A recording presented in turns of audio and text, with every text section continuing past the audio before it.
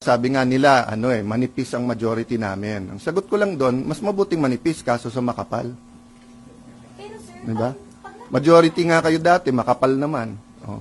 Kaya sila nila, manipis ang majority namin. Ang sagot ko lang doon, mas mabuting manipis kaso sa makapal. pero sir, Diba? Majority nga kayo dati, makapal naman. Oh. Kaya sila gulat na gulat dahil every time na magpapalit, gumagawa ng paraan na takutin siya na wag pumunta dito.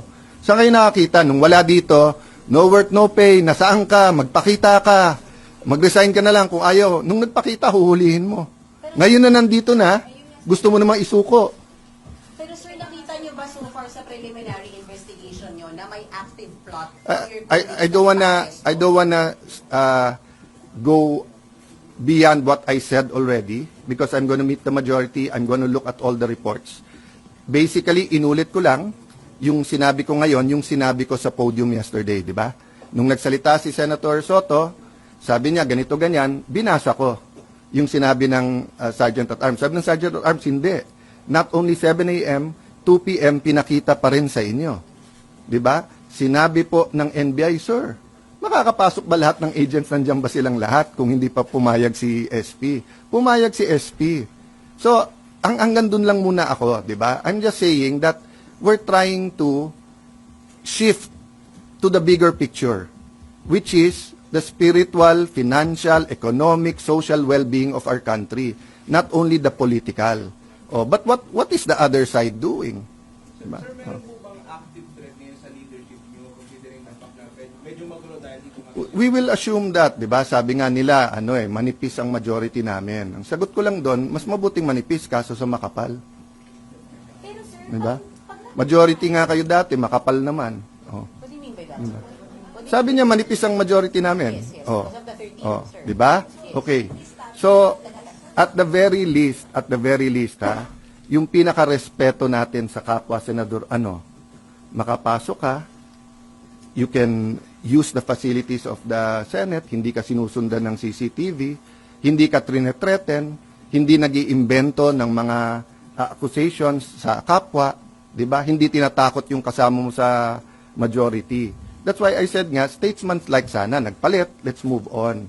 Pero sa ginagawa nila ngayon, parang pinipilit nilang magsalita kami kung bakit tumagal ang palitan ng leadership. So, kung papalitan nila kami, all they have to do is go upstairs. Nung natalo ako kay Senator Pimentel ng 2016, nag-dinner pa kami kasama si PRRD with Senator Soto, Senator Lacson. I think Senator Pimentel was there. Nagkamayan pa kami sa Malacanang bago. Then I didn't go to the SONA. I didn't go here. Sa SONA na ako pumunta. Oh.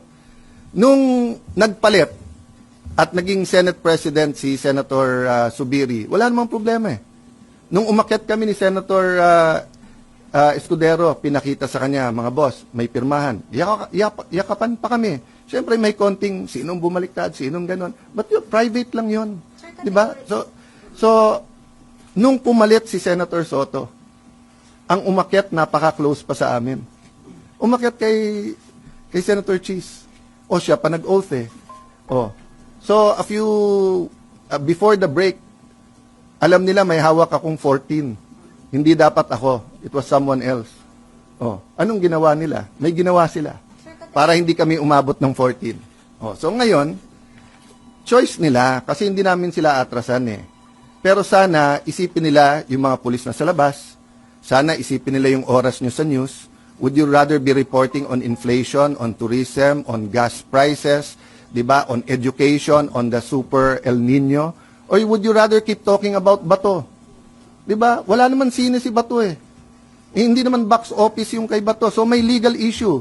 So let the court decide. Can't we move on from that? Sir, categorically, Diba? what will you do with the resolution ng minority? Will you allow it to be taken up later? We're meeting right after with the acting majority leader. Sir, meron bang threat sa leadership nyo?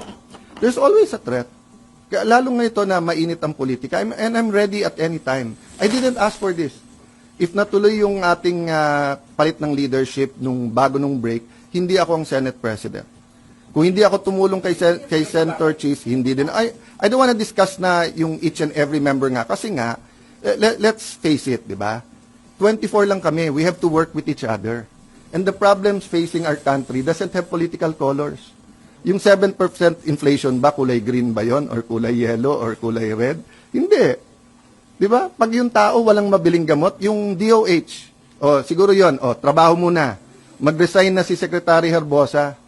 Nangako siya dito during the budget hearings, wala nang delay. Di ba? Ang City of Taguig nakabili ng flu vaccines. Binabakunahan na, mahigit 100,000 ang aming ang aming senior citizens. Bakit ang DOH huli na naman? Di ba may southern at northern hemisphere pagdating sa flu shots, patapos na yung isang hemisphere, papunta na dun sa kabila. Hindi pa tayo nakakabili. Masasabi mo ba sa senior citizen na nagka-flu, tapos nagka-pneumonia, namatay? Nasasabi mo ba, sorry, kasi we failed sa bidding? Di ba, guys?